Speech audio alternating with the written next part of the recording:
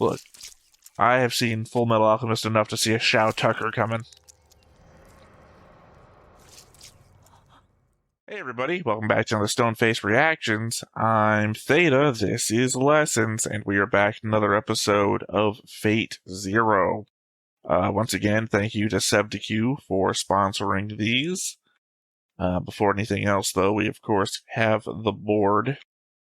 And as always, we have the board changelog.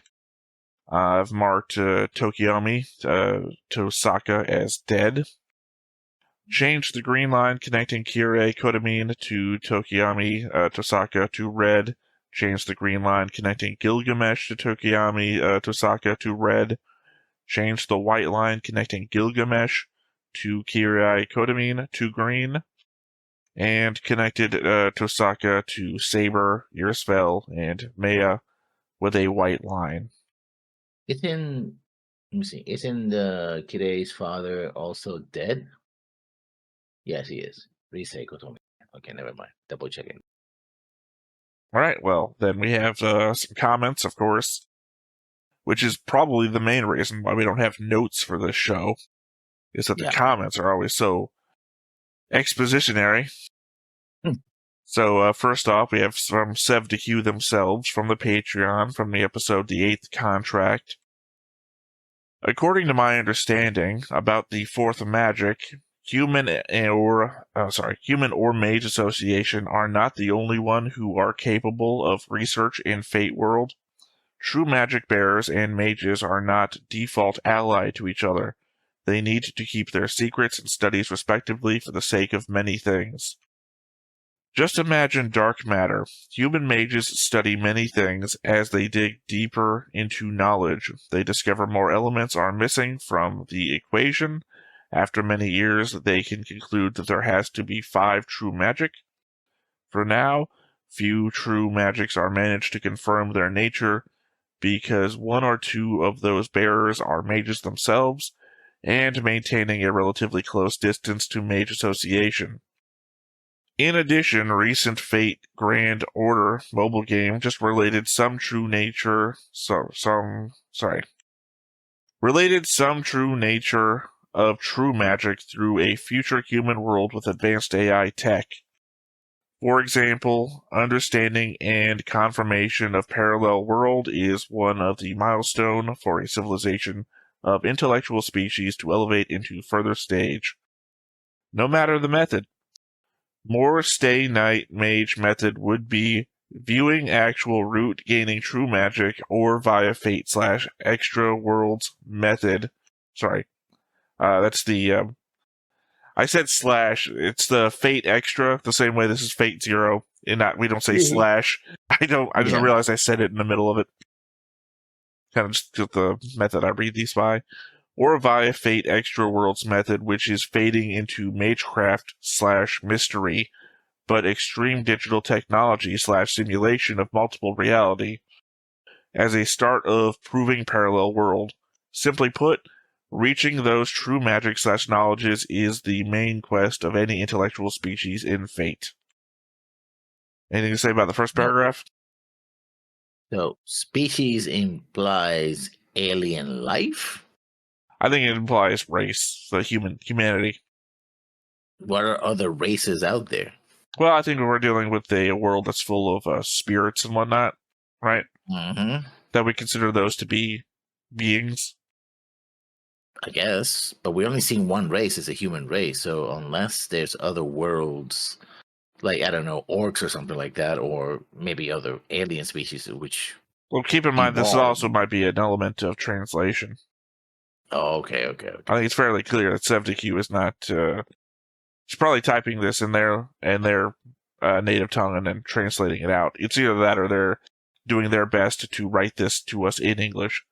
So the word species might not be actual, various species. It might actually just be, the human race or people as we know them. Like, the summons are effectively former human. Actually, good gods are technically a thing too. Mm-hmm. So, just the spectrum of things that we know. But, I mean, still the whole construct, even when you don't take the species out, suggests that that understanding of magic is necessary to evolve the species as a whole. But then people being so secretive about it kind of prevents that. Well, because as we already covered, there's only multiple paths. There's only so many paths to the root. Yeah. It's like I don't know if you've ever asked when they come to your door, Jehovah's Witnesses, if there's only so many people. I mean, no, if there's only so many people that are allowed to be in heaven, why are you asking more people? Right? Yeah. That's the situation heaven that we're is in. Full and hell is open its gates. Yeah, I know. No. I'm talking about that there's only so many people that are going to get to heaven according to Jehovah's Witnesses. So why, if you were in that position, why wouldn't you be like, well, I'm not going to ask more outside people. I'm going to make sure me and mine get in. So there's only so many paths to the root. So, you've got to limit the amount of knowledge other people have.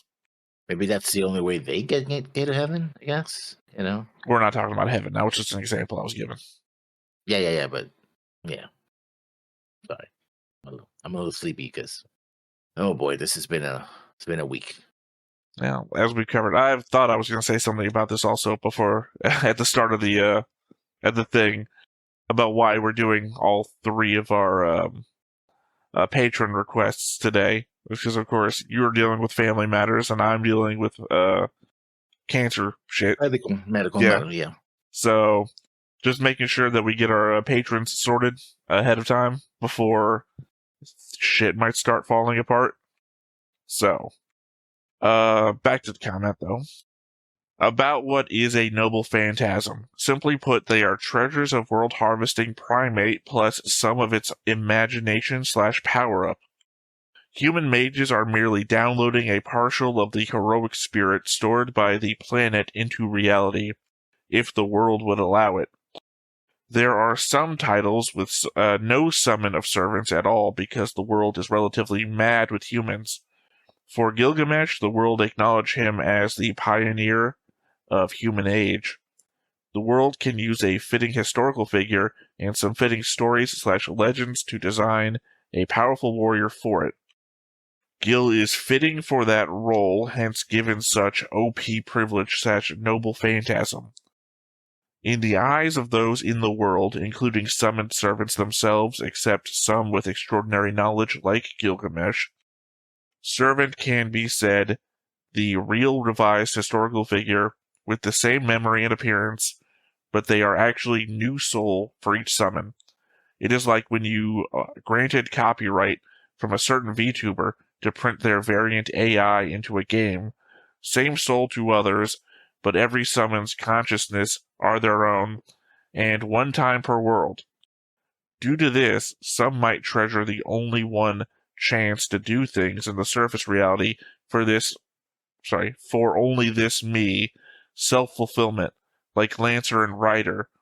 Some like Gil, who got no business to the current world, and capable to instantly see through many things, are like, don't give me a shit except his own amusement.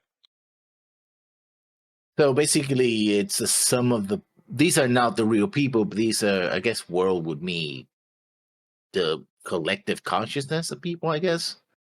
So they appear in a way that people understand them or would understand them today, right? So that's why they have the knowledge of who they were before or who are they based upon, right? They're avatars. There's a concept of avatars, basically. Oh, I mean, we kind of already covered that with Ryder. Yeah. The fact you're not as tall as you are in the books, or you're taller than you are in the books. Yeah, avatar, basically. But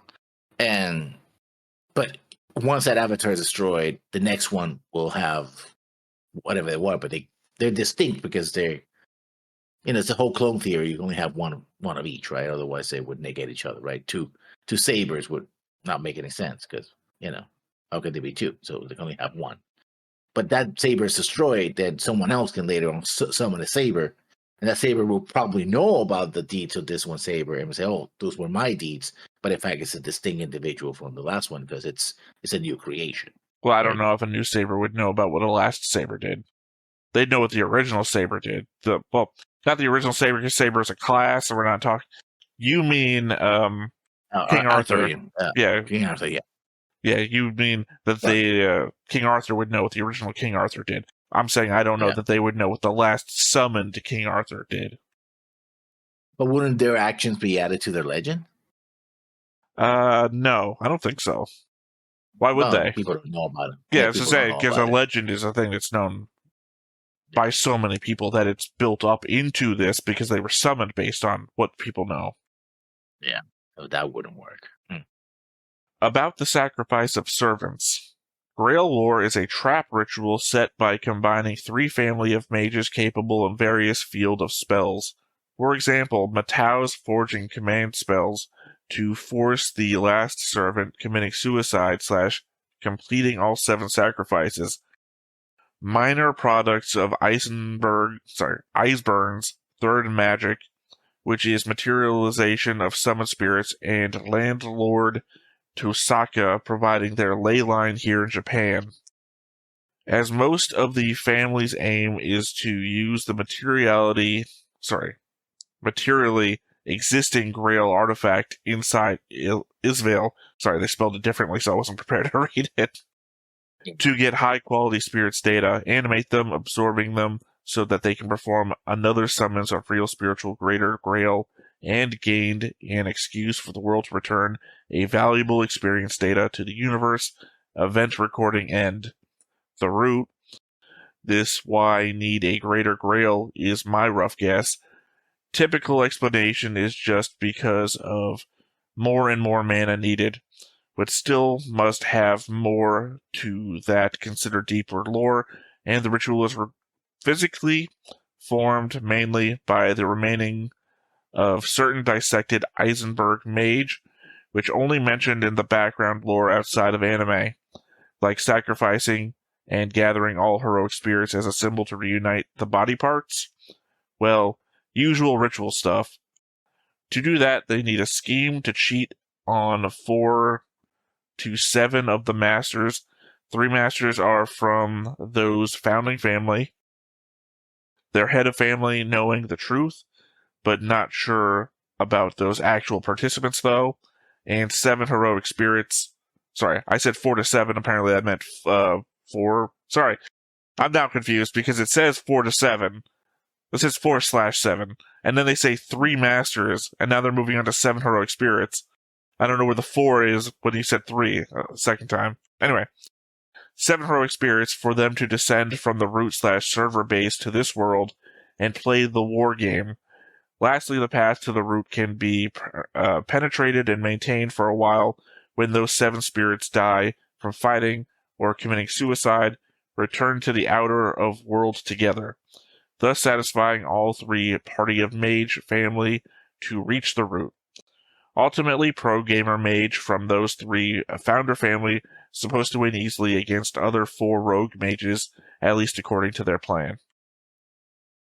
Yeah, that's pretty complicated. Well, it's not really complicated. There's a lot of it that I feel like is spoiler, but it's so complicated. Well, sorry, my argument about how it's not complicated involves how complicated it is. There's a level of complication outside of why this is not complicated, right? This is like when you're making an example of something. Your outer shell, is not complicated, so everyone can understand it. Then everything in the inside, where you would actually explain the complicated thing, is the complicated stuff. So this is the chocolate shell of the complicated M&M, which is to say that I think there's a lot of spoiler here, because I think it's describing things outside of the anime that we're watching, while at the same time being told to us in such a way that we don't understand. So, the spoiler that you don't understand is not really a spoiler. I think they're leaning heavily on the fact that something happened in a game that neither of us have played that involves an AI simulating all this, and that this is all taking place in a simulation, possibly. But then again, also Sevdaq likes to delve into philosophy on what it means to actually exist and religion and all that stuff. So I don't know how much of this is also Sevdaq adding in. I mean, the anime that certainly tips its toe on it quite a bit. Who is a hero? What does it mean to be a king or a leader? What is destiny? What do you really want? What would you do with power? What you would do to get that power, right? Is it worth it to get that power? So yeah, the philosophical questions are there. I don't know if they match Septicu's own take on things, but they're the Well, anime I'm doesn't referring to shy away past from that. comments more so than Yeah. what the show says. Mm-hmm. All right, well, next comment. Alex V9 from the episode The Terminus of Honor.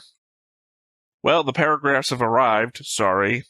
They have probably already been clarified by someone on Patreon, but here's my 2 cents. 1. Old Zokin Matau is not a vampire. This is a confusion on the part of the translation. Karya used the word. All right, I'm going to paste the word to you, and you give it a shot. This is where you come in. Kyugetsuki. I think the U is a long one. Which does indeed translate to vampire, although translated exactly, it means blood-sucking demon. However, this word is also used metaphorically to refer to someone as a parasite, like a leech, as it was in this case. So Karya, you called Zokin that to expose his evil, twisted, and greedy nature to the audience. Note, vampires do exist in Fate, but they are referred to as dead apostles. This is a rabbit hole I will not go down yet, so don't worry about it. Edit, on second thought, I will explain it superficially in the comments of the episode that you are reacting to right now. Okay.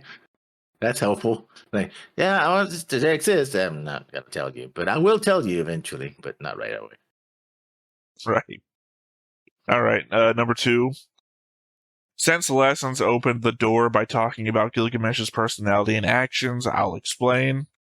How does the personality of servants work? It all depends on the age or time state of the summoned hero, which is influenced generally by the class they are summoned in. Why is this?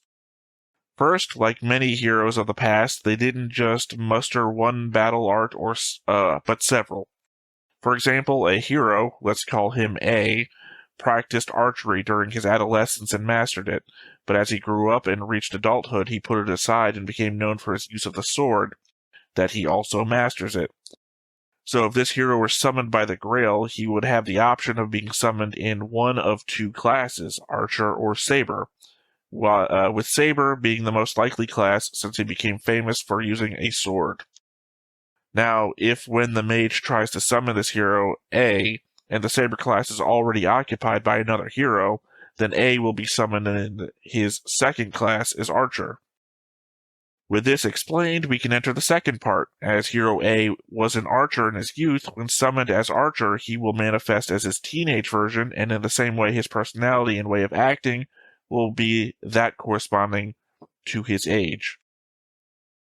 Then, in his personality and way of acting affected by the information granted by the Grail? And if not, why? As mentioned multiple times previously, Servant receive superficial information about the world and history. Therefore, they also receive information about themselves. If the Servant is summoned in a younger version of itself, it also has knowledge of all the events that happened in its life including its death. However, this does not affect his personality and way of acting in any way because the experience is alien to the information. In the gacha game, there are sometimes exchanges of opinions between different age versions of Servant, wondering what happened to themselves and why did they change so much. If there is an exaggerated change between the young and old versions, which is generally the case. So they can coexist because they're different ages, different snapshots. I like the idea that the information doesn't care. It's data, right? The whole idea the universe is made out of data and the data itself doesn't care. It just exists, right? Well, like you said, it's experience is different from information. Yeah. That was their example, that just because you know a thing happened, it's different from having experienced. So the person... You haven't died. Yeah, the older you... Yeah. The sword one, for the example of Hero A or Summon A, for example, the older version, who's experienced all the things, would have different thing to say from the teenage version who's still practicing archery. I don't know if you're right about 2 different versions being able to be summoned. I think that's just a I mean, if a he's talking comment. about it, I don't think that's a person talking to themselves. I don't think that's a person talking to a younger version of themselves. I think that's a younger person showing up, getting the knowledge of what happens to older them, and saying, "How do I change that much?" Because again, experience versus knowledge. also, I like the fact that, and this is, I should have clued in before that, yeah, we are using, this is a yet another universe with RPG style rules, right? You have classes. So, yeah, I summon Arthur as a shield and board character. Okay. Yeah, that's what they are, Saber. But if I summon, I mean, I could say if it's a hero that's a samurai, well, is he the samurai on sword, on horseback with, bow and arrow, or is he a samurai on foot with an arquebus or a sword or two swords, right? You can have different versions of the same samurai, right? Well, I mean, it also makes it. It also makes it kind of a game. Who summons who first, right? Like I've got the best swordsman, but then you got the best swordsman, but I rush to summon a sword using hero first, so that your swordsman now becomes an archer, or whatever else they might have been allowed. Like I don't know if Alexander is hampered by the fact that he's in a writer class right now. Not really, because Alexander was okay. One of the things about Alexander was that not only was he a great general, but he was in the younger years. He was the commander of. No, that's exactly what I'm saying, though. Yeah. That to what we just discussed, that means that this is a younger Alexander that's getting summoned. Yeah. For the one that's known for his writing skills.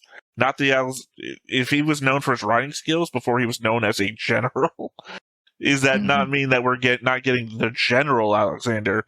We're getting younger Alexander who has the information, as we already covered, but not the experience. But I think we get it. At least as far as we got into General Alexander, and not the younger commander of the cavalry under his father. Wouldn't know that really, because he hasn't really used any of that. No, I mean, when he was fighting, what's his name, Cthulhu, he was summoning all these soldiers and in the bubble. That's not general. Literally, that's just using the resources. Yuna does that in Gundam Seed. That's not a general. That's just, let me throw everything I have at a problem. He didn't command a battlefield. He didn't organize the strategies. He didn't come up with the plans. He literally leaned on Saber for that. That's not the act of a general. That's just a man with resources. That's Lex Luthering the problem. Well, no, Lex Luthor would be more. That he's just a man with resources. Again, we haven't shown any, Waver, the guy who's commanding him, is doing more strategy and development, and then Alexander is praising him for it. He's not like, let me add to that. Let me look at the map of this. Let's do this and that. That's what I'm saying. It doesn't seem like we're getting the older Alexander, and we know that. Well, I don't know if we know. The idea that his appearance might not be the actual appearance, because it's just whatever people thought of him. Yeah. Related to the previous point, the Gilgamesh we see in the show is the tyrannical version in his 20s and 30s. At this point, he already knew Enkidu and they were already friends, but the change of his personality to a more humble one is after his journey in search of immortality after the death of Enkidu. Side note, if you continue with other shows in this franchise, you will be able to see the character of Enkidu as well as his relationship with Gilgamesh. Yeah, Enkidu. Well, I mean, it's the thing you were saying before. So, the comments you were saying about Gilgamesh's personality are inapplicable, because it's a younger Gilgamesh who would know about what older Gilgamesh did, but isn't that Gilgamesh. Yeah. In case you had any doubts, in the same way connected to the previous point, these are the other possible official classes of some of the servants in this war, ordered from most likely to least likely. Arturia Pendragon goes Saber, Lancer, Rider. During her reign, she used a spear momentarily, and also has a high skill for riding. Gilgamesh goes Archer, Caster. After his journey in search of immortality, and having learned many things in it, Gilgamesh leaned towards the use of magecraft in order to better govern his kingdom, becoming known as a Sage King. Lancer, I'm just going to say Lancer because we know that it is a name that I will never be able to pronounce. Would go Lancer Saber. During his years of service, he used a demonic sword, although in the end he decided to use spears. Gilles de Rais goes Caster Saber. During the 100 Years' War, in his years with the military before practicing the occult, he fought with his sword. Lancelot goes Berserker Saber. Before his fall into madness, he was a knight renowned for his skill and mastery with the sword, surpassing even the king in ability. Note, unofficially, in theory, servants could have more classes. For example, officially Iskander is only of the rider class. However, historically, he was educated in the use of swords, spears, bows, and other arts, possibly including magecraft. So Iskander could also be a saber, lancer, archer, or caster. Another example would be Gilgamesh, who, despite not having mastered any type of weapon, his skill and versatility in different forms of combat and weapons obtained in his adventures could put him in all classes except Berserker, because the class requires that at some point in your life you have gone mad. Yeah. Because I heard Iskander, and that's actually the name of a Russian missile battery, but I guess it's based on a real person. So. Yeah, it's Alexander. Iskander is Alexander. Oh, okay. I thought you knew that. That's why I didn't say anything. No, didn't. Well, my problem was I said the wrong thing first and then corrected myself to Iskander because I had my mouse right over a word. And so I just misread because I was just reading verbatim. Mm-hmm. All right. Since I haven't seen anyone explain Archibald's situation and his magical circuits yet, here goes. Archibald can still use very, very simple forms of magecraft because only a portion of his circuits are damaged. A similar example to understand it better would be a person that receives brain damage, which, depending on the degree, can affect a few or several parts of the brain, and thus atrophying certain parts of the body. In Archibald's case, he will never be able to use alchemy magecrafts for the manipulation of mercury. Of course, he died in that episode, I'm pretty sure, so not sure. No more manipulation for him, yeah. Yeah, well, I mean, there was the question, because he was off screen for a while, but he also died in the episode the comet comes from, so. Mm-hmm. Thinking back to what happened in episode 6 when Kiritsugu blew up the building, he made sure that everyone inside would evacuate before the explosion. Something to note is that he intended an extremist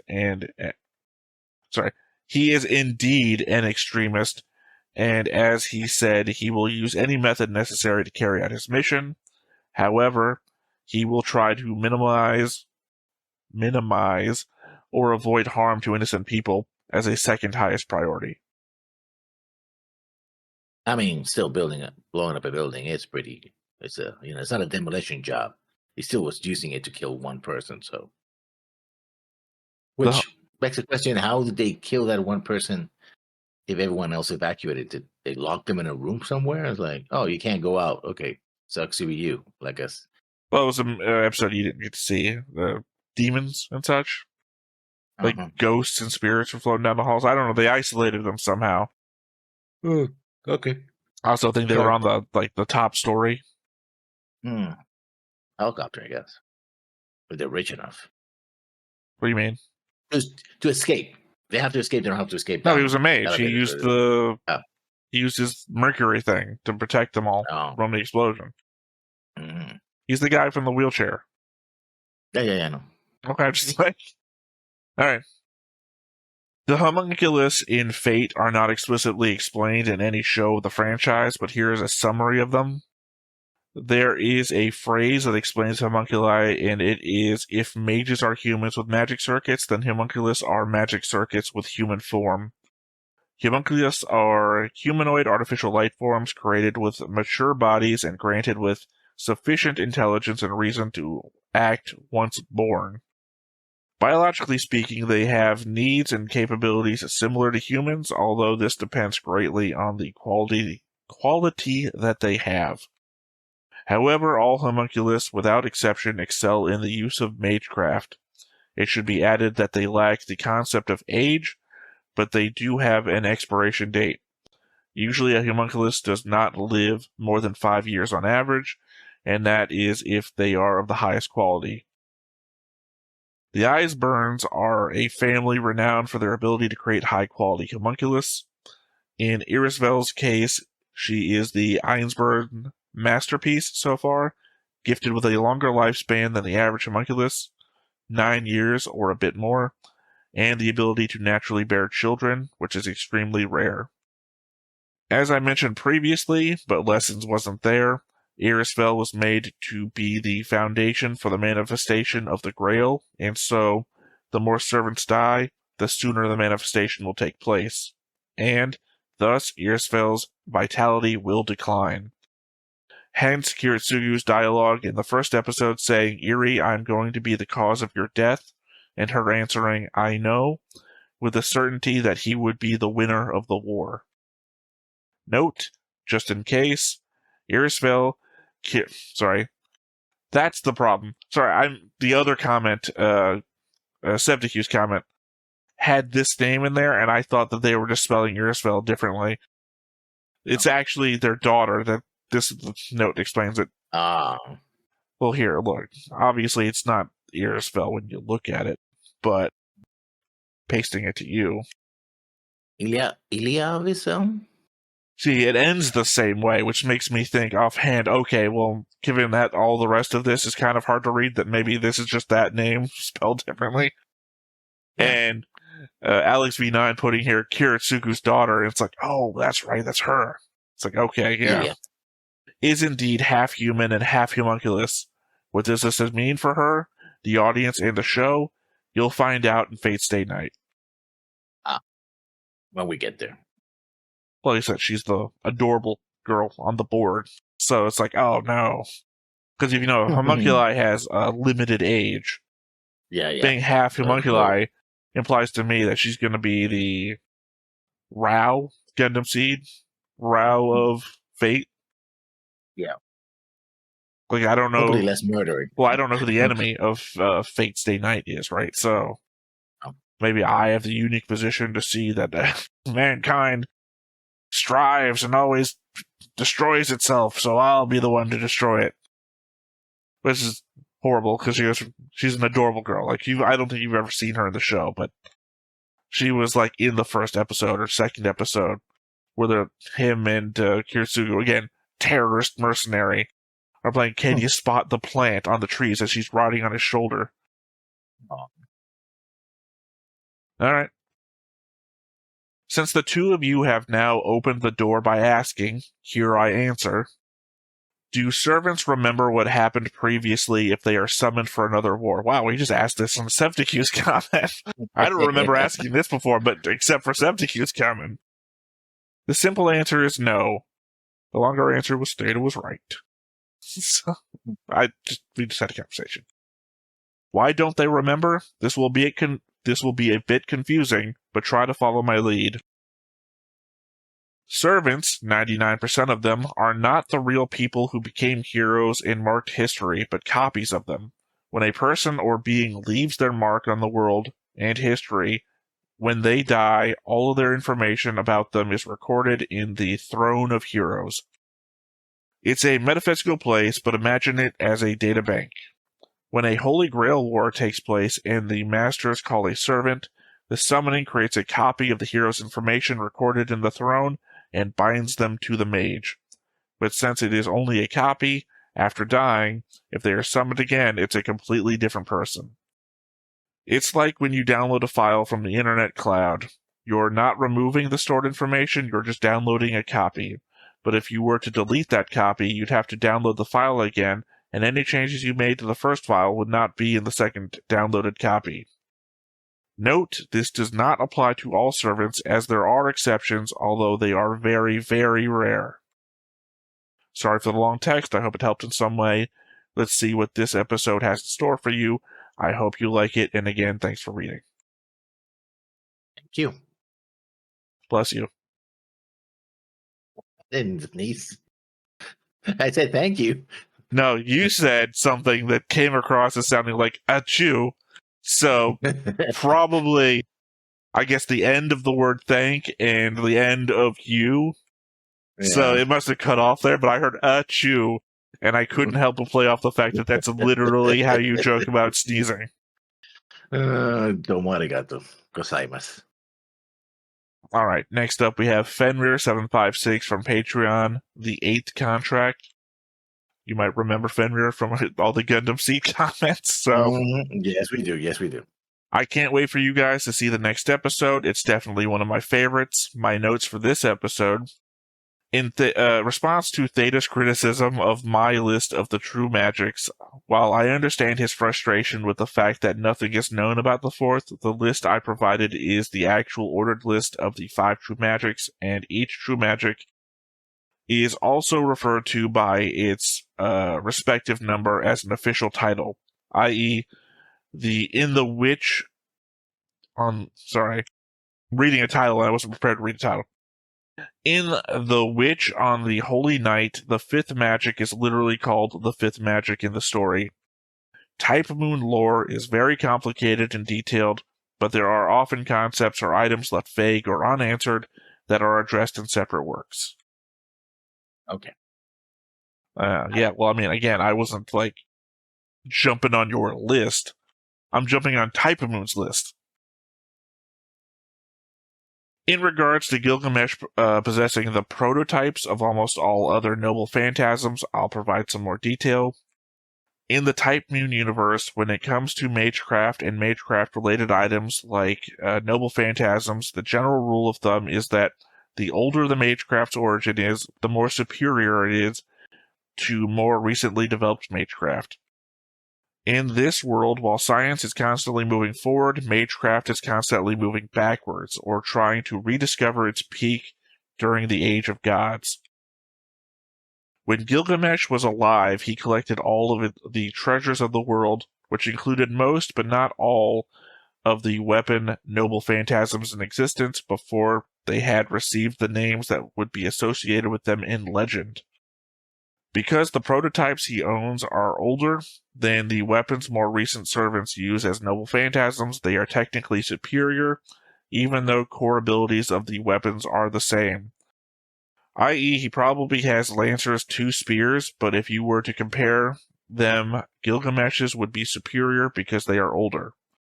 Gilgamesh's noble phantasm, Gate of Babylon, is literally the storehouse where all the treasures he collected during his life were kept. Yeah, but we go back to the whole idea of prototype, and we had this whole discussion about how could there be a prototype if it's supposed to be is it simply the concept of the weapon? Like, oh, somebody thought of using 2 spears. Okay, that's the concept, and then No, eons I later, mean, I somebody became understand it. famous about using the 2 spears. So I like this example, not this example, this description, I guess, because it makes sense. Because it's not science, it's magic, and magic was stronger when it was created, and that all magic has just been getting weaker and weaker, right? I guess I also like it from the aspect of, like, thinking about, like, Merlin. Merlin travels back in time because he's aging backwards. Also, Kronos from Incarnations of Mortality to a lesser extent. And I don't know, I just like the idea that this is the closer you get to its origin, the stronger it is. Because we're talking about, like, refinement and everything, but I think that fits into the scientific part of things, where science is working stronger the further out you go, because it's just refining things and discovering things that work better. The scientific process. Where magic is closer you get to the age of gods, and it's like, I guess, implying that the gods are dying the further out in mankind's history you go. I mean, people don't believe in them anymore as much. So yeah, it depends on the mechanics of divinity, which is each writer has his own take on. Well, I'm just meaning in this case, we're not talking about he just knows how to use 2 lances, right? And it's like, no, he is using the power of something in the lances that is getting weaker as time goes on. So his original version of those lances that are imbued with this magic power are the strongest version, because magic gets weaker as time goes on. Gilgamesh was humanity's first hero and first king in this world, and during life he considered himself the ruler of all humanity and the entire planet, and he therefore believes that everything on Earth is literally under his rule and he is free to do with it as he pleases. I mean, his world was also very, very tiny compared to ours in a way, so yeah. Yeah. Mm. So I'm reminded of Orion. You ever read the Orion series by Ben Bova? I know Ben Bova. I haven't read it, Orion. I mean, I first read Orion Among the Stars, which is the well, I guess it's all technically sci-fi, but it's the one that's more wrapped in sci-fi. Orion is a character who gets like I guess you'd say cloned or reborn, or because again, it's the what book you're reading, dude. Because if you're not in the sci-fi part, Orion doesn't know about the sci-fi stuff that's happening around him, so he sees it as mysticism and whatnot. Yeah. Effectively, the long scope of it, he is a superhuman kind of guy who is sent back in time to do stuff in certain time periods by humanity of the future, and he's fighting a war against basically different things in time that would stop the future humans from existing. But it turns out also future humans created themselves. Like, they send some version of themselves back to colonize a moon in the past, and then those humans on that moon colonize Earth, and they get into a full war with the Neanderthals, and then an ice age happens, and then the humans that colonize that are the only ones that remain. Because the moon colony died off a long time ago too. So that's Adam and Eve, basically. Anyway, reminds me of a story called a series. I only read the first novel called Inherit the Stars. It's not Ben Bova, but it basically posits that humanity came from astronauts from a planet. You know, the belt, the asteroid. well, I belt mean, was a that's planet. Snow Crash does that too, doesn't it? It's a common thing. Yeah, no, but in this particular, it's older than Snow Crash, about 20 years. The theory is that there was a planet which now is the asteroid belt explodes. The survivors first go to Earth, and they actually, because it all starts with them finding a spacesuit on the moon, kind of like the monolith, right? Literally, Snow Wait a Crash does minute. that too. Again, I know you're saying it's older Yeah. than Snow Crash. I'm not saying that. I just can't remember. There's another novel I cannot remember. Oh no, it's actually in the Ocean of the Night series, where space is actually inhabited by robots because they're the leftovers of all the dead. You know, the idea that Hey. there's always a stage of civilization that most civilizations won't get past. Yeah, the self-destructive stage. Yeah, that the machines that they leave behind have evolved in space over time, and they don't like organic civilization and whatnot, so they leave all these like monitor things around in space to see if anyone's growing up or coming out there. Somewhere in there, they find like a crashed spaceship on the moon. So that's the thing that was coming to my head. That Snow Crash. I think that was in Snow Crash as well. I think I don't know what the name of the series is, but Engines of God. No, not Engines of God. That is a different book. So there's Engines of God, and then there is Anvil of God is the sequel to Engines of God. Sorry, there's one where there's an extra galactic like nanoswarm coming into our galaxy, and it destroys anything that it's has right angles, because right angles are not natural in nature. Yeah, So that's a okay. sign of civilization. So it's attracted to things with right angles, and then there's another alien race that's older than us that left basically right angled shit all over the place to distract this thing. Because we basically like on Pluto, we find like a statue of an alien race, and it's just like the statue and footprints that lead away, and that's it. And then we on like another alien planet where they did no technology whatsoever, except for like up to a printing press. We find like a city built on their moon, but like a city that could never have had life in it.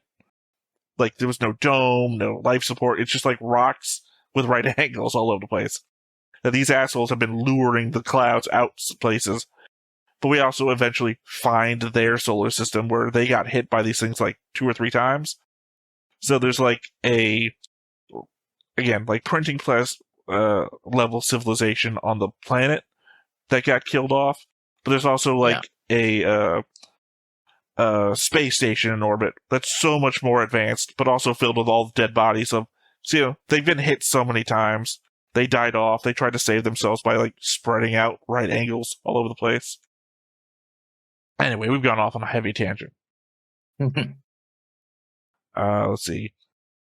In general, servants are people whose actions in life were so profound and had such an impact on humanity that it resulted in their souls being removed from the cycle of reincarnation and being inscribed / stored in the Throne of Heroes, which is a metaphysical place that exists outside of space and time, turning them into a heroic spirit.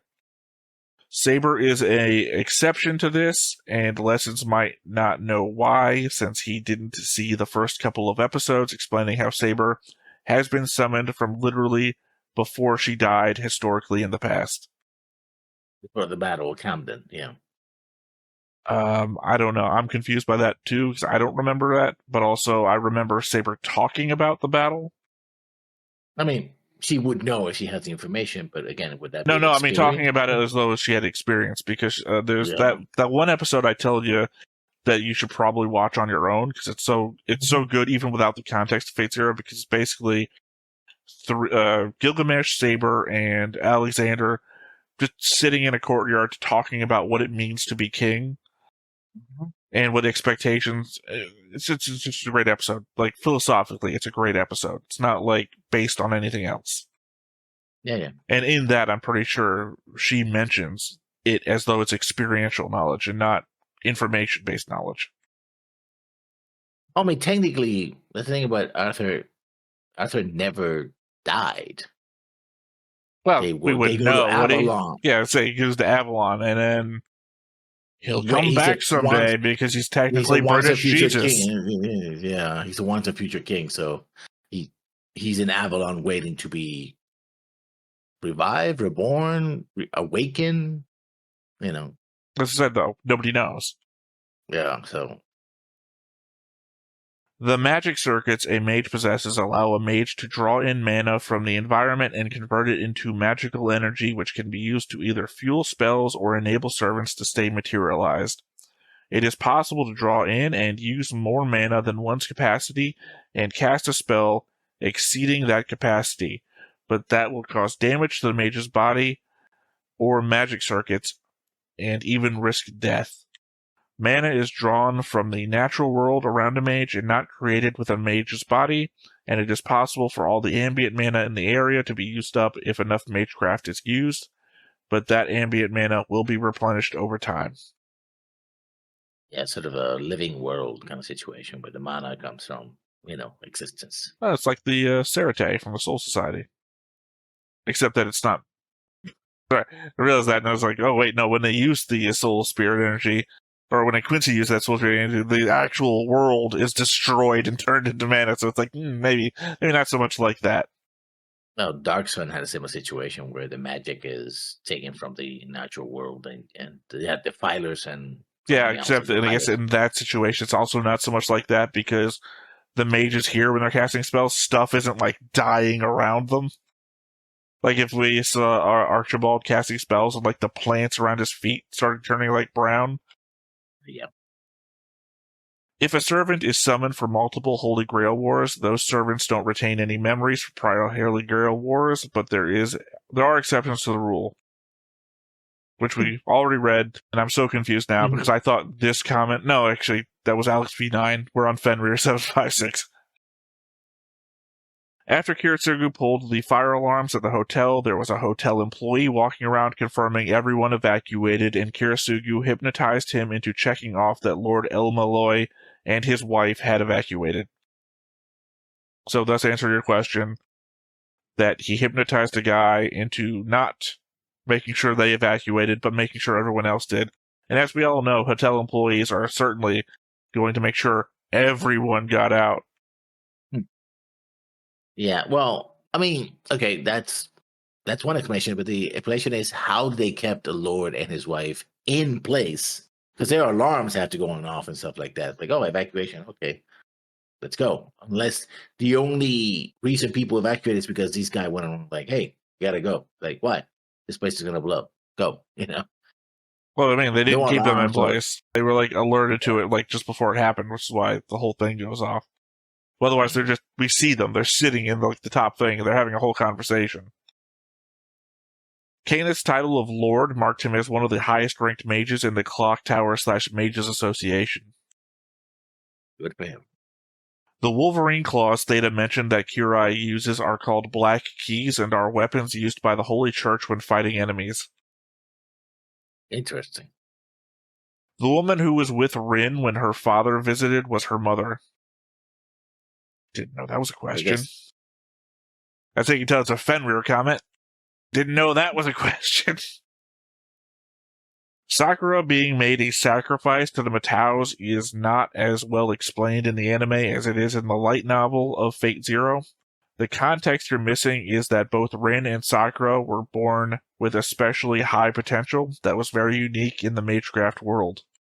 In this world, only the official successor of a family of magi associated with the Magic Association is given protection from the association, essentially capturing particular unique mages to study as specimens and try and find a way to understand their unique magic / abilities. This meant that since Rin would be the official heir, Sakura was at risk of a capture and experimentation on by the Mage Association. But by letting the Mataus adopt her to become the heir to their magic, she would have that same protection. And since mages work hard to keep how their magic works secret from other mages, Tokiyami probably assumes Sakura is getting trained similar to how Rin is. Please do not mistake this as me trying to justify what Tokiyami did. I hate this man with a passion for what he's done to Sakura, even though he likely has no idea what the consequences for doing this was. Well, he's dead. He doesn't. Sorry, it looked like you had something to say. No. I'm trying. Sorry. Theta mentioned this earlier. I do have family issues, and I'm a little sleepy right now because I've been the equivalent of doing back exercises the last 5 or 6 days straight. So yeah. While Tosaka intended to use the Grail to reach the root, it is possible for a mage to use the Grail for a wish, as was advertised to the mages who aren't part of the families that started the Fuyuko Holy Grail War. Kiritsugu intends to use the Grail for this specific purpose, as he told Saber, in order to put an end to mankind's history of violence and killing of each other. This means that Kirai might have a wish he seeks, and he would not need to kill Gilgamesh to use the Grail for that purpose. I mean, don't you have to destroy everyone else? That's to get to the root. Oh, okay. That's what we covered last episode when he was saying that Gilgamesh would have. That's why the guy who controlled Gilgamesh before would have to keep a command seal on him to then order Gilgamesh to suicide in order to be able to complete all that, because his goal was to reach the root. Okay, but how do then you win the war if be the last one left? Oh yeah. Remember, Irisvel is the Grail. Oh, okay. So the less people there are around, the more Grail, I guess, she becomes. Kurai's wife was the one who died recently when the show started. Which again, not a question for me. Maybe it's information for you because you weren't here when the show started. Okay. The reason why Irisvel's condition has been deteriorating over time is not simply because time has been passing, but it is because each time a servant dies, instead of simply returning to the throne of heroes, its soul is absorbed by the Grail and converted into magic energy. Every time a servant died, Irisvel's condition would get worse because she was now absorbing that servant's soul as the Grail. if I remember the timeline correctly, 1, after Assassin died, she started losing her physical strength and feeling in her hands, which is why Saber had to start driving for her. 2, then Castor and Lancer died in short order, which led to her collapsing shortly after Lancer's death, and her current weakness in this episode. Okay. She becomes less and less the homunculus and more the Grail. Yes. I wonder what shape is she's going to take, or simply she's going to be like a paralyzed woman that... No, she's going to die. Remember, she's going to die. Yeah. That was the whole conversation that she has with Maya in the car. Mm-hmm. All right, I mean, anything else you want to add then? No. I'm hoping this is going to be a good episode as advertised. And see what happens. All right, well, I guess that's it. Let's go ahead and hop on into it. But before we get started, make sure that you hit the like button, hit that subscribe button, comment down below to feed that algorithm. On top of all that, if you want to watch more shows like this, unfiltered, uncensored, and uncut, as well as some early access stuff, you can check it out over on the Patreon. It's just $5 a month, but hey, no pressure. There's zero pressure in order to do that. It's just a little bit of extra support, and it would be greatly appreciated.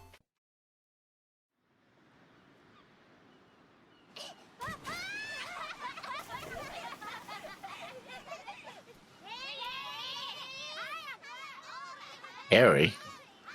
Yeah, Kotamine. It's his first name.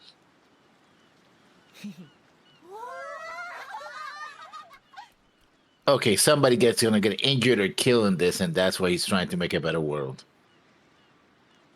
I don't think he's trying to make a better world. Or say... We have no idea what this guy's wish is. I mean, other than maybe bringing his wife back to life. We have no idea how his wife dies.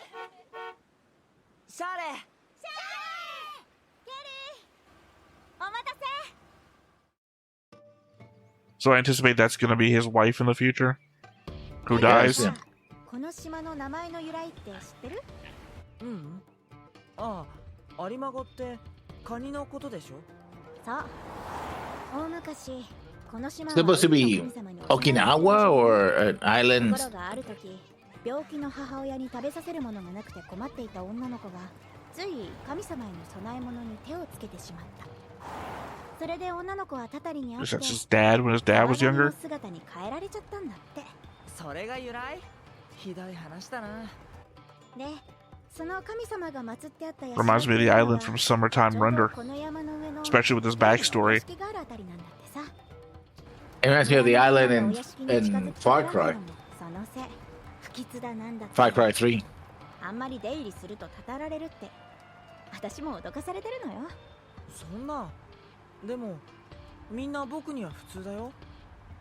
ケリーはもうよそ者って感じじゃないじゃない。村じゃ。 I get this weird sensation that the audio is out of sync. Yeah. The lip syncing. Yeah. Well, maybe it's something I can fix in editing. そう。来たばっかりの頃はそりゃいじめられてさ、変な名前って。 それ。 You have a weird name. Kotamine sounds like a drug. Probably is a drug. そのケリーって呼び方だってさ。 No, I'm thinking ketamine. Your name sounds like ketamine. Yeah. ケリー。キリツグ。 Kiritsugu. ケリツグ。言えてないし。あれ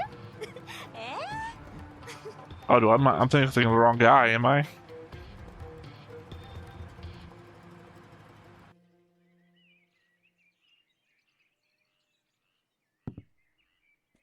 よし。父さん、それ新しいの？ I think it's because I expected this to be the backstory of Kotamine. That I was unprepared for Kiritsugu. 枯れないんだね。 時の流れを操作してあるからな。これ以上 You know, as you do. ことはないが、 Yeah. 枯れることもない。すごいな。問題は同じ理論を人間に応用できるかどうかだな。お待たせ。シャーレ、それ。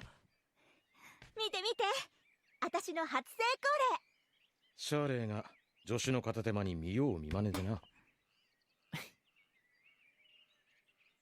彼女にはやはり魔術の素養 I があ mean, る with the new context of this is Kiritsugu, I don't know who the hell Shirley is, considering we know who he marries later. でもすっごいよ。ねえ父さん、なんだ。あれシャーレがやったやつ僕もやってみちゃダメ？いいね。ケリーも手伝ってもらえばさ、できるよ。ね、先生。ダメだ。キリツグ、お前にはまだ早すぎる。遊 Oh. びではないんだ。危険が伴う。シャーレーだって知識と経験を Well, I mean, we know he does a, 判 well, 断し you た don't 上 know, で but やつで he does a certain manipulation of, like, time slowing down. Or actually accelerating. He does accelerating on himself. To speed himself up in that one fight that he was in with Archibald. Father Simon, why won't you try to understand? Shirley, Everyone in town has the professor all wrong. Shirley, listen to me. You must stop going Oh, maybe up to this that will be a mansion. Kure backstory episode. Remember last episode they're talking about how they Let's have talk a inside. history of the families, Irisfels and I think Dad should spend some time with the villagers, too. I don't know. Father Simon just has it in for him for some reason. He keeps lecturing me all the time. He says if I stay working there, I'll get possessed by a demon someday. Check this out. He gave this to me yesterday. Says I should always keep it near well, we me. know what that means. He told done me your that it's a apprenticeship. powerful talisman. So you're not As, scared? You know, Kure You know, stabbed the other guy in the back with the that was same my exact dad. kind of dagger. Not at all. Mhm. I realize that magical research like he does isn't exactly normal. But the professor's research and discoveries are a big deal. I mean, they could make history. Actually, I think he's amazing.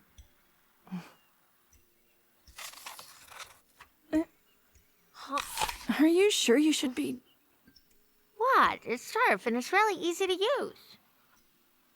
I suppose easy enough that you cut a melon Well, in half see you and slice tomorrow. your palm open underneath it. Surely? Something wrong? 花をずっと咲いたままにするなんて、ほんと素晴らしい魔術だよ。シャーレだってやってるじゃないか。私なんか花止まりだからさ。先生はもっと先に言ってるよ。先生の薬なら人間の死は存在しないのと同じになる。私はさ、やっぱり先生の力を I guess maybe that's what the 世の中の Mataus have ために done. 使ってみんなに分かってもらいたかったりするんだよね。先生はそれ諦めちゃってる。でもケリー、君ならきっとできると思う。 Oh, I see. There has to be like an accident or something that kills his father or kills her, and that's why he's so twisted now. 私は弟子なんか So じゃない。 uncaring. せいぜい助手がいいところ。雑用係、お手伝い。私は弟子でも何でもないのよ。だから神父に先生のこと悪く言われても何も言い返せないわけ。ケリー、君は間違いなく先生の後継ぎなんだよ。今の研究はいつかケリーに引き継がせるために準備してるものばっかりなんだから。今はもう And instead he becomes a mage slayer. ってだけ。 Literal opposite. ちょっと来て。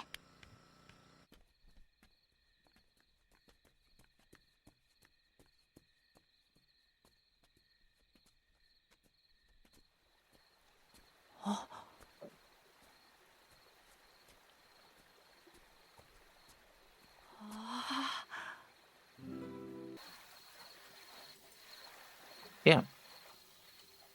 That's Tell me, Carrie.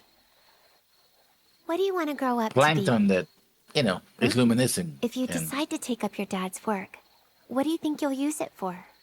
I mean, technically bioluminescent. It's a world-changing Yeah, I know. power.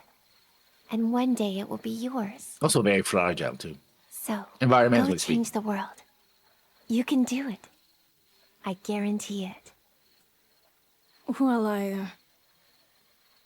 that's a secret.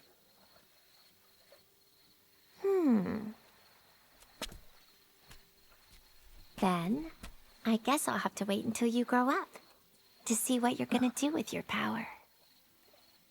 I'll stay with you until that day comes. Okay? I mean, clearly it doesn't happen. So, Yeah. Yeah, right, whatever. Stop it! No way!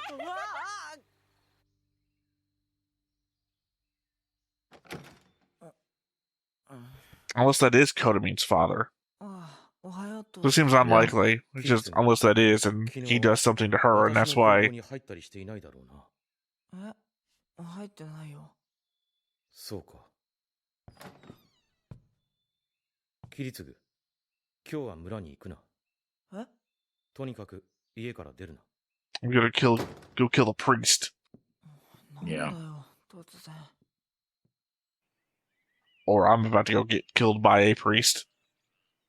シャーレイ、遅いな。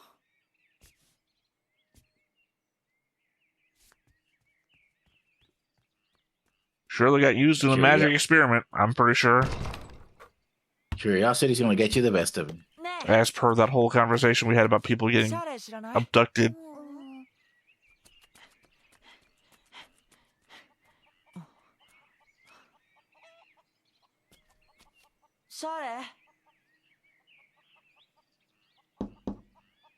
Oh, unless he pulled a Shao Tucker.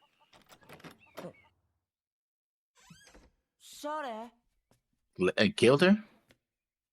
Used her as a part of the experiment. He just had the whole thing about I can't get any further with human immortality thing. And we just spent a long period of time, you know, learning who Shirley is.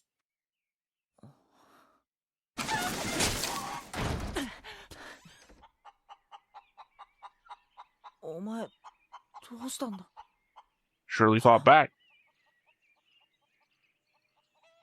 Look, I have seen Full Metal Alchemist enough to see a Shao Tucker coming.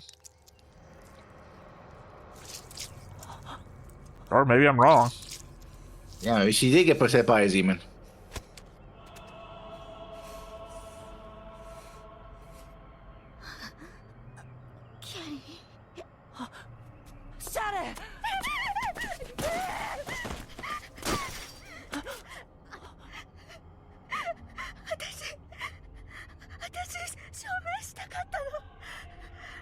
Oh, she broke into the warehouse, fucked something up, and now this is what she is. Yeah.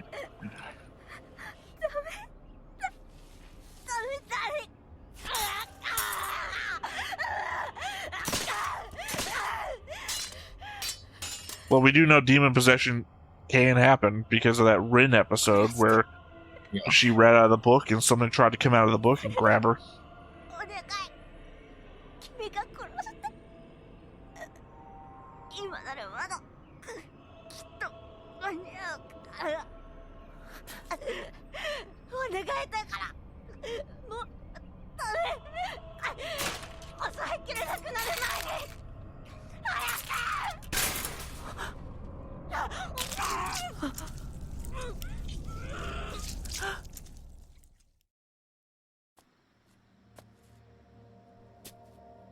I don't know if I'd be able to judge whether to wait till get my father, because my father knows more about this and maybe he could save her. Yeah. Kelly, ひとまずお前はここにいなさい。私は村に知らせに行く。Yeah, that's gonna go well. A linked mob.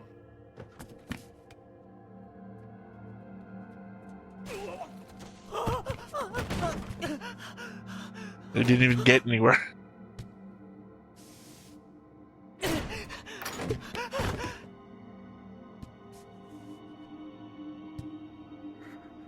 Now, is it a lynch mob, or did he not kill Sherry, and then Sherry spread whatever the hell was going on with her to everybody else? Yeah, I don't think he killed her. Yeah, dude had a glowing red eye. No, maybe it's the,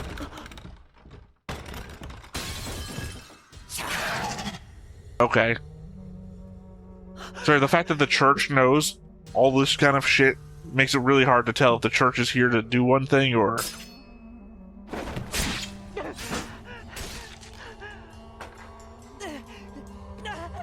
The church is here to clean up his father's mess.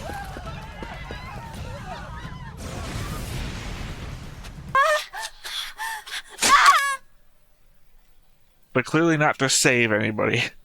No, they're not.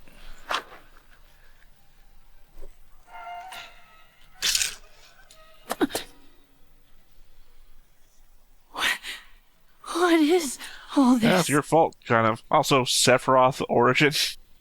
Yeah.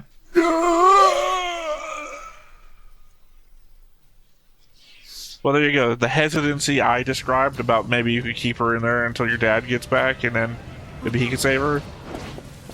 Clearly, that must be what he went with. Also, the beginning of Hellsing Ultimate. Mm-hmm.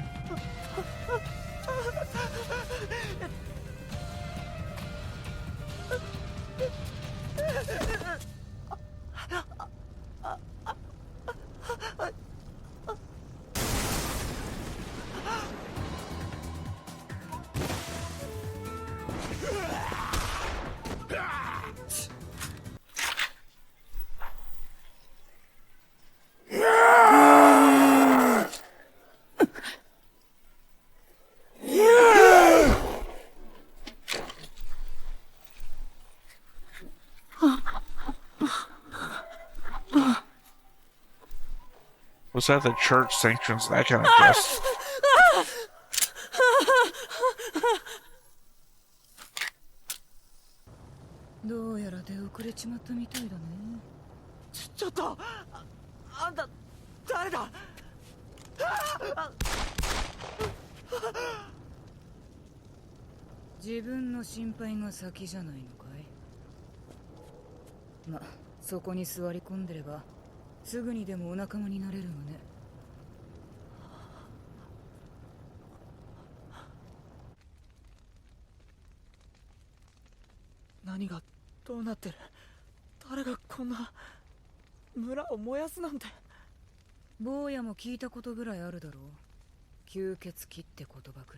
Ah, the battles. We use as dead apostles.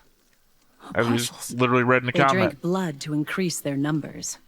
Nearly everyone living on this island has become one now. And here we are, having to clean up the mess. So, we have two groups down there right now trying to eliminate them all. One of the groups is made up of church inquisitors, those who believe beyond the shadow of a doubt that it's all right to slaughter anyone who defies the will of God. They'll show no mercy to any dead apostles they find, and they'll kill anyone they even suspect of having had their blood sucked. The other group is from the Mages Association, and they're harder to explain. Suffice it to say, they very much like to keep the secret of who made such bizarre things as the dead apostles to themselves. Naturally, since their motto is all to ourselves, they'll kill anyone they suspect of knowing the secret. They'll do anything to cover this up. It was the mages who set a torch to the village. Surprisingly, we don't see the two groups fighting one another. Whose side are you on? I'm something akin to a salesman to the Mages Association. All right, it's your turn, kid. Time to answer one of my questions. I'm looking for a mage who's marked for sealing. What's a mage? I suppose that word doesn't really mean anything to you. There was someone who became a dead apostle first. Someone infected them with the medium that turns people into those creatures. The trigger that started their transformation. For not being so good at this, the son of a she did bitch all right. mage who She turned herself into a vampire. A lot of people would be trying to do that. Somewhere on this island. Can I mean, you think of any likely spots where I should look? But she has no control over it. I don't know. Father is trying to get the hell out of Dodge.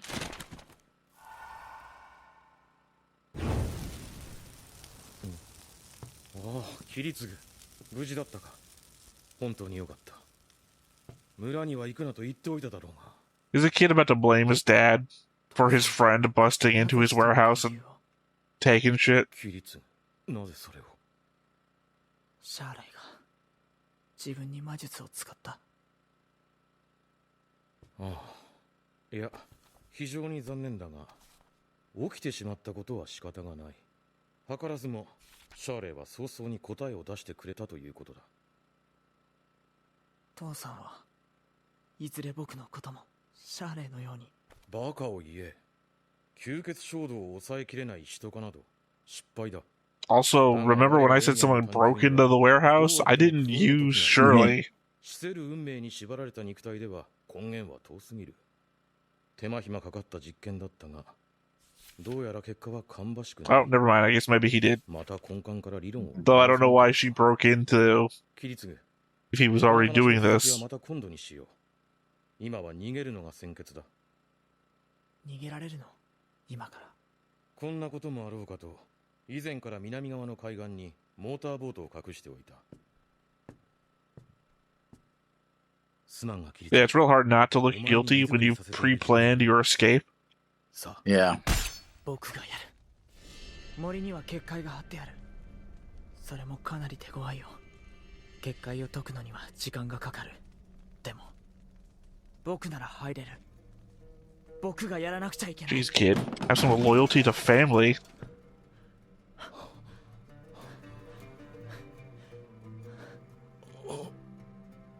I mean, his father, in essence, used this girl that he liked. But he didn't use him. Again, the argument I'm making. He didn't Shao Tucker his kid. And when asked, "Why'd you do this to me?" he said, "Don't be stupid." Like, would you trust him? Well, yeah. No, I mean, he's willing to kill, yeah, I other wouldn't trust people. him. He's willing to kill other people. That's what he says. For his own dream of immortality? Lessons, you're not going to believe anybody then. Because that's what everybody says. We're all living on this rock with the assumption that one of us isn't going to kill the other one.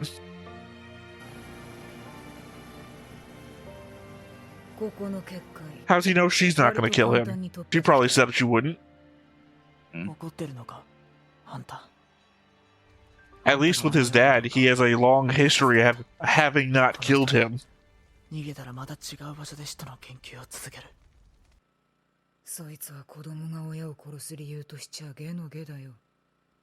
Agreed. You're a good person, aren't you? I'll get you off this godforsaken island. You can decide the rest for yourself. I imagine she's the one that taught him how to use his own bones as like a magic mage killer bullet. Yeah.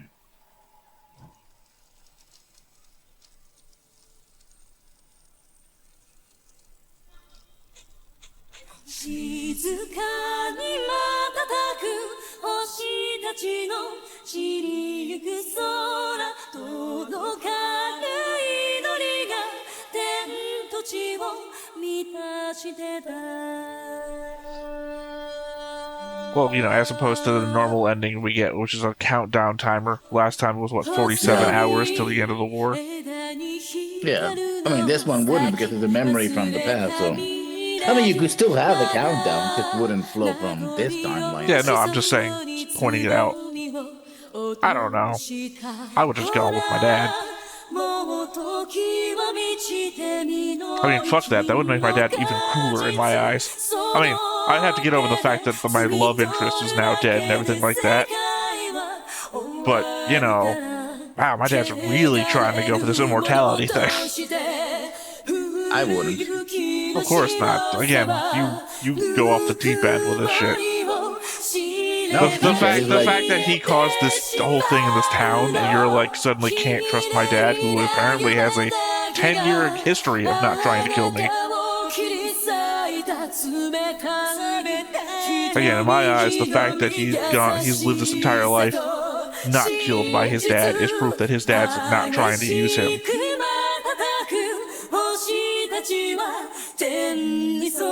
And tried to keep him safe when the town was under this, stay here, and we know that here was a place with a magic shield bubble thing.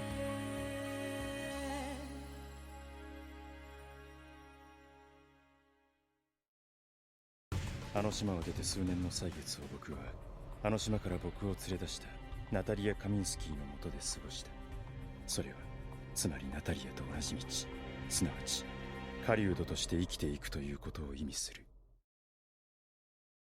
I don't know. That was a weird thing to think of, because I've thought about it before.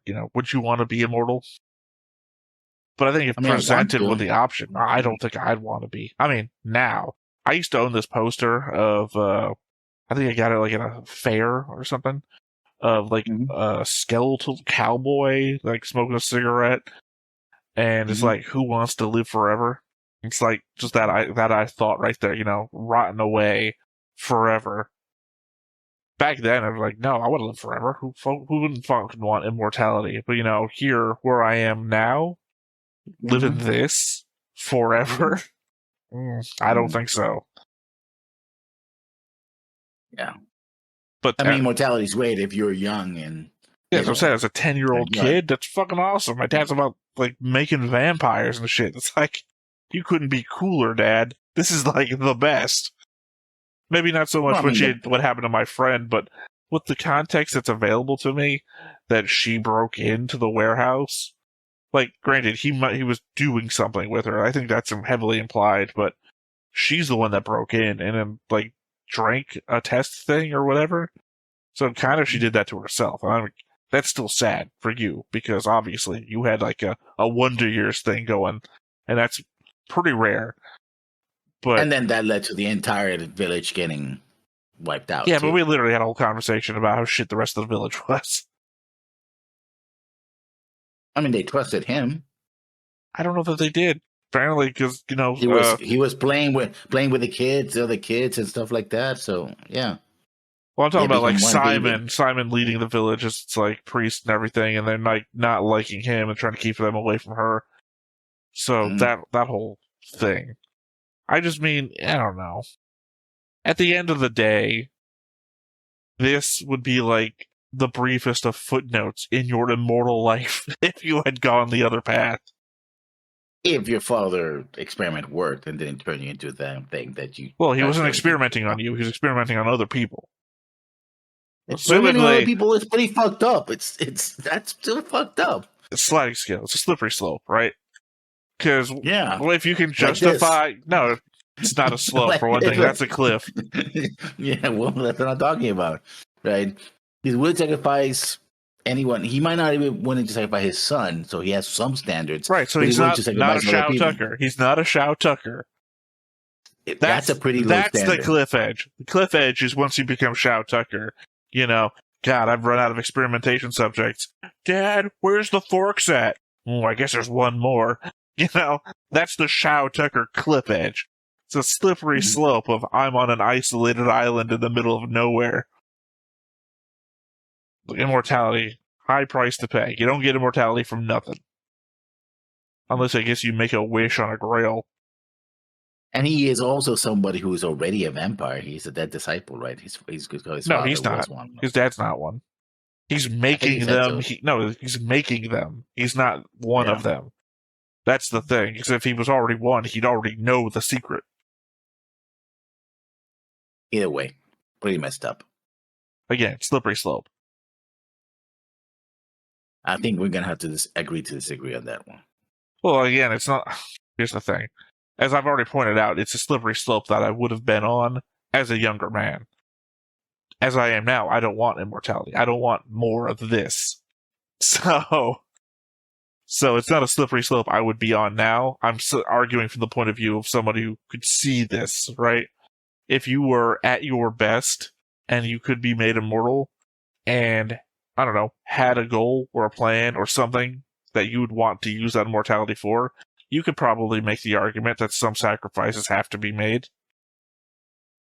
Funny, it's always someone else a sacrifice, not you. Of course. Well, I mean, technically, this would be that your sacrifice as well, in that it's something you want and you have to sacrifice it.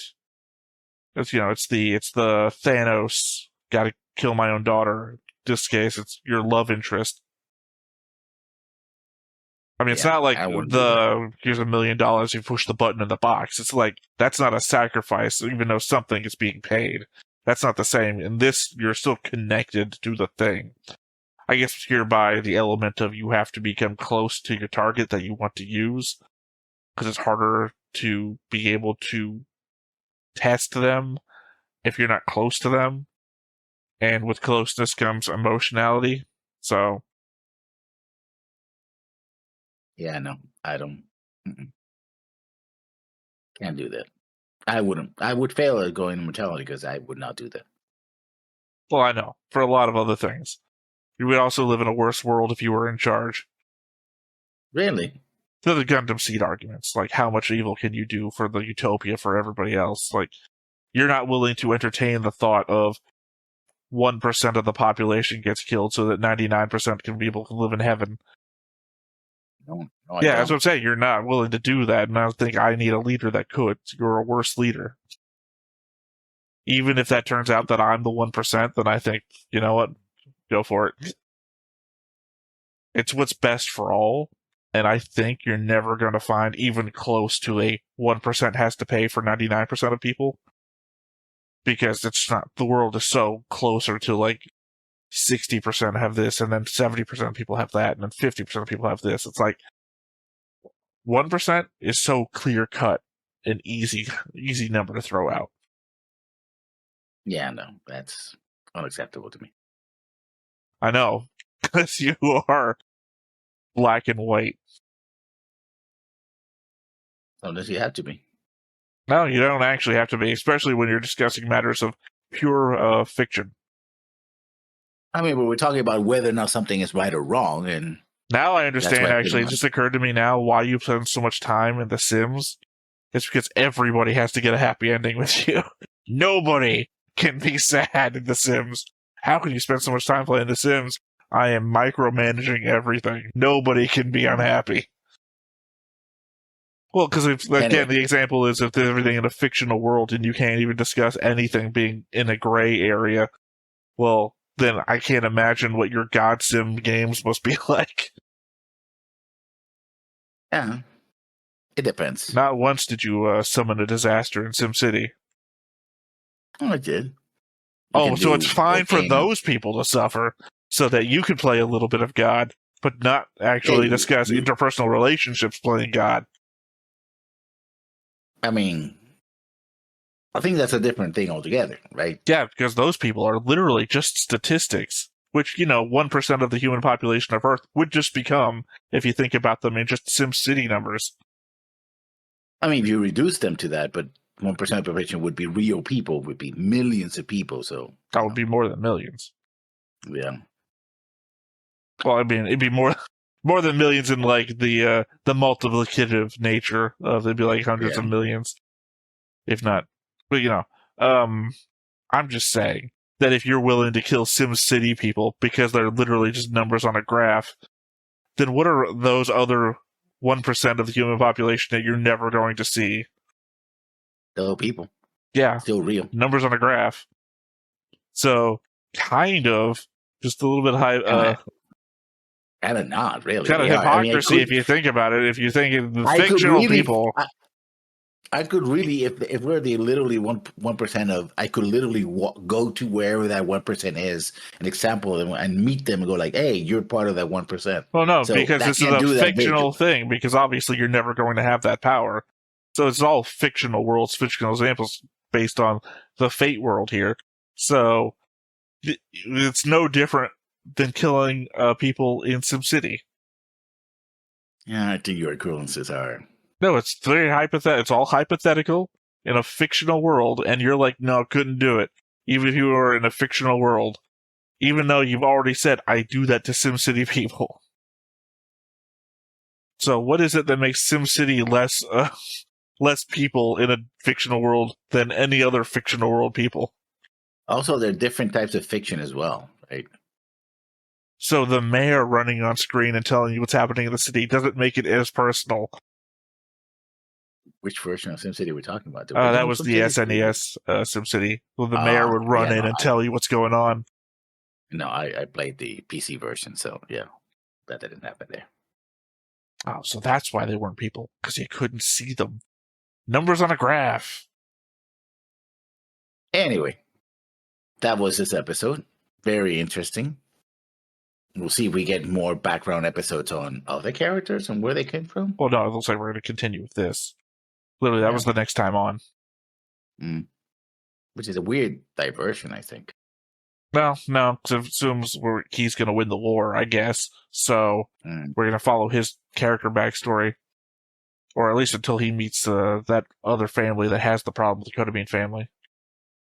Yeah.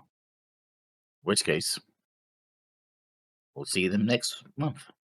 Yeah. All right. So I have been Theta. This has been Lessons. We've been Stoneface Reactions, and we will catch you next time. Bye-bye. Bye. Hey everybody, thanks for watching another Stoneface Reactions. If you have an idea of another video we could go ahead and watch, go ahead and put it in the comments down below and we'll add it to the wheel. Be sure to like, comment, and subscribe, and let us know what you thought about this video, what parts you liked. And until then, we'll see you next time. Is this too goofy?